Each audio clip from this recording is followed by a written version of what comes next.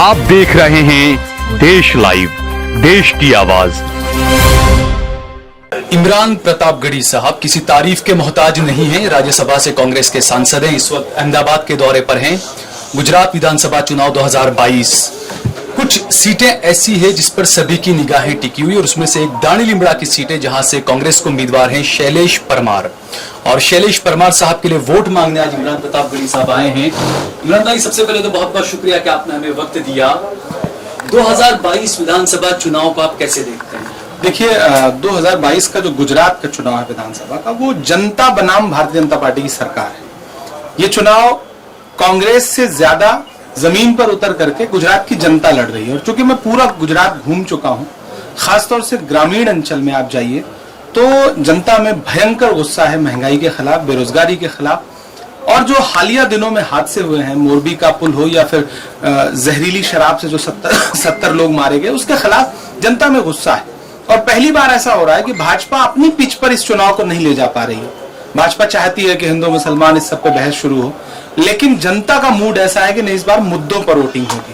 तो मुझे बहुत उम्मीद है इस चुनाव से और मुझे पूरा यकीन है कि इस बार परिवर्तन होगा और कांग्रेस की सरकार बनेगी। अच्छा, कुछ सवाल ये भी उठ रहे हैं कि 2017 में जो माहौल था कांग्रेस के पक्ष में, उस टाइम पे पाटीदार आरक्षण का मुद्दा था, हार्दिक पटेल साथ में थे।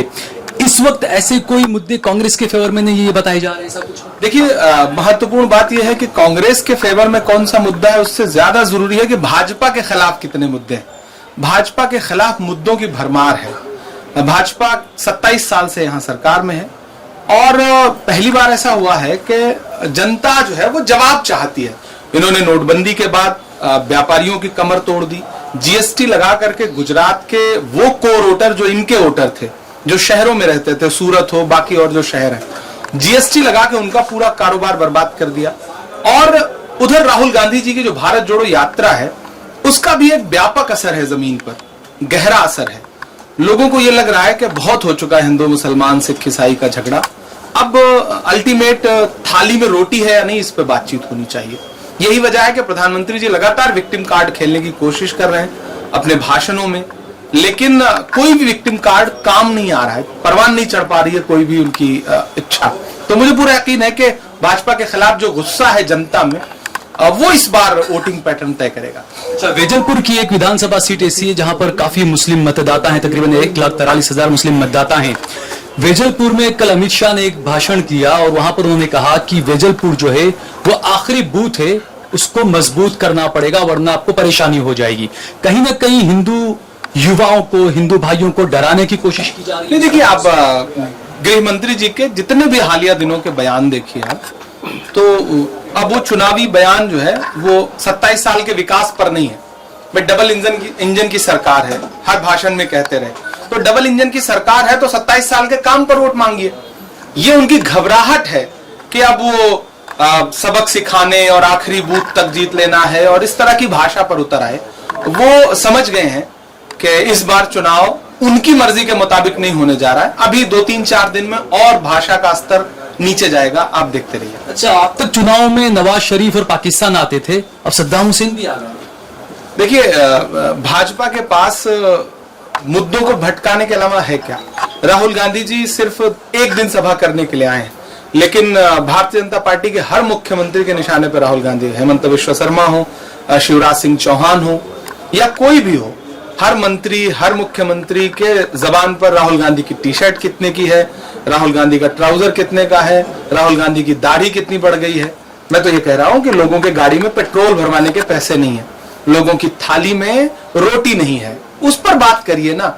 ये अपना काम गिनाइए ना, आपने क्या किया। आप गिनाइए कि आपने कैसे सड़कें यहाँ की अच्छी की, आपने यहाँ एजुकेशन के लिए क्या किया। 5,233 स्कूल बंद हो रहे हैं गुजरात में, सरकारी आंकड़ा, इनका दिया हुआ आंकड़ा। सड़कों की हालत इतनी खराब है कि आप निकलिए तो आपको समझ में आए। जहरीली शराब से लोग मर रहे हैं। गुजरात में शराब बंदी है, काहे की शराब बंदी? गुजरात मॉडल का जो जिक्र करके पूरे देश में सरकार बनाई गई, गुजरात मॉडल बेचा गया, दरअसल वो गुजरात मॉडल नहीं है, वो भाजपा का मॉडल है और वो मॉडल झूठा है, खोखला है। नारी सुरक्षा, नारी सम्मान की बड़ी बड़ी बातें प्रधानमंत्री जी करते हैं, लेकिन इसी गुजरात में गुजरात की बेटी नहीं बल्कि देश की एक बेटी के बलात्कारी रिहा किए गए और सबके होंठ सिले हुए हैं, गृह मंत्री के, प्रधानमंत्री के। तो इनके सारे दावे खोखले और झूठे हैं। जनता समझ रही है इस बात को, इसलिए ज्यादा परेशान है, इसीलिए पाकिस्तान और सद्दाम हुसैन और पता नहीं क्या क्या करना शुरू कर। अच्छा, यानी कि बार बार मोदी जी को भी आना पड़ रहा है, गुजरात में हफ्ते में 3 दिन रहना पड़ रहा है, कुछ काम नहीं किया शायद इसीलिए आना पड़ रहा है। इसके अलावा हम देखें बिल्किस बानो का मामला हुआ, नरोड़ा पाटिया में जहां पर 97 मुसलमानों की हत्या कर दी गई थी, जो दोषी था उसकी बेटी को टिकट दे दिया गया। नहीं, वो तो मैंने कहा ना कि मुद्दे नहीं है तो काम है नहीं। विजय रूपानी जी को क्यों बदला गया ये आज तक विजय रूपानी जी को भी नहीं पता। जो नए बनाए गए हैं उनको क्यों बनाया गया ये उन्हें भी नहीं पता। जो नए बनाए गए हैं उनका नाम, गुजरात के कई अंचलों में मैं जा रहा हूं तो नए मुख्यमंत्री का नाम लोगों को नहीं पता। ये है इनका विकास। आपने देखा होगा कि देश के एक बड़े चैनल पे डिबेट में वहां दर्शक बैठे थे सैकड़ों, और जब एंकर ने यह कहा कि आपको गुजरात के मुख्यमंत्री का नाम पता है तो किसी को नहीं पता था। हम लोग बहुत राजनीतिक जागरूक हैं तो भले पता कर लेते हैं, वरना इनके मुख्यमंत्री बदले गए, क्यों बदले गए? सवाल तो पूछा जाए ना इनसे कि कौन सी वजह थी। इसका मतलब फेल्योर है सरकार का। फेल्योर ना होता तो मुख्यमंत्री क्यों बदलते? तो इससे जाहिर सी बात है उन्हें उसी पिच पे लौटना है, लेकिन जनता लौटने नहीं दे रही है। यह भी एक सच्चाई है, एक सुखद संकेत है इस चुनाव के लिए कि अवाम चाह रही है कि मुद्दों पे बातचीत। दो सवाल और, असदुद्दीन ओवैसी और आम आदमी पार्टी दोनों की गुजरात में मौजूदगी, काफी जोरों शोर से प्रचार प्रसार सब चल रहा है। कांग्रेस के लिए राह इतनी आसान हो जाएगी दोनों के रहते हुए? देखिए, मैं राहत साहब का एक शेर पढ़ता हूं कि जागते रहने की आवाज लगाने वाला लूटने वालों को होशियार भी कर सकता है। हमें यह देखना पड़ेगा कि अरविंद केजरीवाल जी का जन्म, उनकी पार्टी का जन्म कैसे हुआ, उसके पीछे कौन लोग हैं। आम आदमी पार्टी के फाउंडर जितने मेंबर थे वो अपने गुनाहों का प्रायश्चित करते हुए राहुल गांधी के साथ पदयात्रा कर रहे हैं। योगेंद्र यादव, प्रशांत भूषण, इस तरह के कई सारे नाम हैं। तो लोगों को यह समझना पड़ेगा कि वो आम आदमी पार्टी जिसके फाउंडर मेंबर अब ये कह रहे हैं कि नहीं, हमसे गलती हुई थी आम आदमी पार्टी के बनने में, तो वो अब राहुल गांधी के साथ पैदल यात्रा कर रहे हैं। रही बात, आप हैदराबाद के एक साहब का जिक्र कर रहे हैं, उनका पूरा इतिहास उठा के देखिए। जिस तेलंगाना से आते हैं वहां 119 सीट में सिर्फ 8 सीट पर लड़ते हैं, लेकिन गुजरात आएंगे, बिहार जाएंगे और उत्तर प्रदेश जाएंगे तो बड़ी बड़ी बातें करेंगे। बिहार में उनके 5 विधायक जीते थे। मैंने उस चुनाव के दौरान लोगों से कहा था कि ये वापस चले आएंगे, और 4 विधायक वापस लौट आए, आरजेडी में शामिल हो गए। तो पूरा इतिहास उठा के देखिए तो ऐसा लगता है जैसे सुपारी ले रखी हो कि जाना है, बीजेपी को फायदा पहुंचाना है, और बीजेपी को पता नहीं कौन सा एम्पायर बचाना चाहते हैं, कौन से दबाव में है।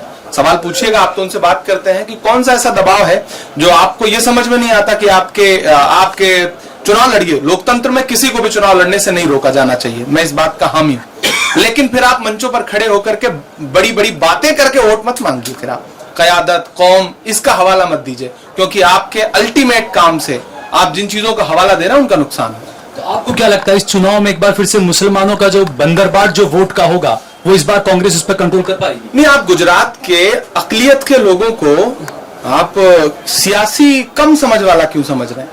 बहुत समझदार हैं, बहुत चालाक हैं। मैं लगातार ग्राउंड पर हूं, लोग जा रहे हैं, सुन लेते हैं, ताली बजा देते हैं, लेकिन उन्हें पता है कि भाजपा से कौन लड़ रहा है। उन्हें पता है कि इस मुल्क में भाजपा को, देखिए मामला 1-2 विधायक जिताने का नहीं है। 1-2 विधायक जिता करके आप क्या कर लोगे? और वो विधायक जीत भी जाएगा तो मोटरसाइकिल नहीं छुड़वा सकता थाने से। मैं हर मंच पे ये बात कहता हूं। जरूरत यह है कि सरकार कैसे बदलेगी, इसको लेकर के कोशिश करिए। वो हर अमन पसंद इंसान को खड़ा होना पड़ेगा। ये हिंदू मुसलमान की लड़ाई नहीं है। और एक बात मैं वाजे कर देना चाहता हूं कि कांग्रेस किसी एक मजहब की पार्टी नहीं, किसी एक धर्म की पार्टी नहीं। कांग्रेस में हिंदू, मुसलमान, सिख, ईसाई, जैन, पारसी, बौद्ध सब है। कांग्रेस हिंदुस्तान है, दरअसल सबसे मिलकर के कांग्रेस बनती है। तो कांग्रेस हमेशा ये चाहती है कि सब एकजुट हों। लोग छोटे छोटे पॉकेट की राजनीति करते हैं। एक विधानसभा, मैं अरविंद केजरीवाल हर चैनल पे कहता हूं ना कि मैं लिख के दे रहा हूं कि कांग्रेस की इतनी सरकार है। आप लाइए स्टाम्प पे लिख के देता हूं, अगर आम आदमी पार्टी का गुजरात में खाता नहीं खुलेगा। दूसरी बात, उनकी किसी भी सीट पे जमानत नहीं बचेगी दूसरे वाले साहब की। अच्छा, आप मुतमईन हैं पूरी तरह से? तो उसका मतलब कांग्रेस सत्ता में आ रही है 2022 में? हम पूरी इसी तैयारी के साथ लड़ रहे हैं कि हम सरकार बनाने जा रहे हैं और जनता हमारी मदद कर रही है। उनकी मदद करने के लिए दिल्ली से, हैदराबाद से लोग आए, हमारी मदद गुजरात की जनता कर रही है। ठीक है, बहुत बहुत शुक्रिया हमसे बातचीत करने के लिए।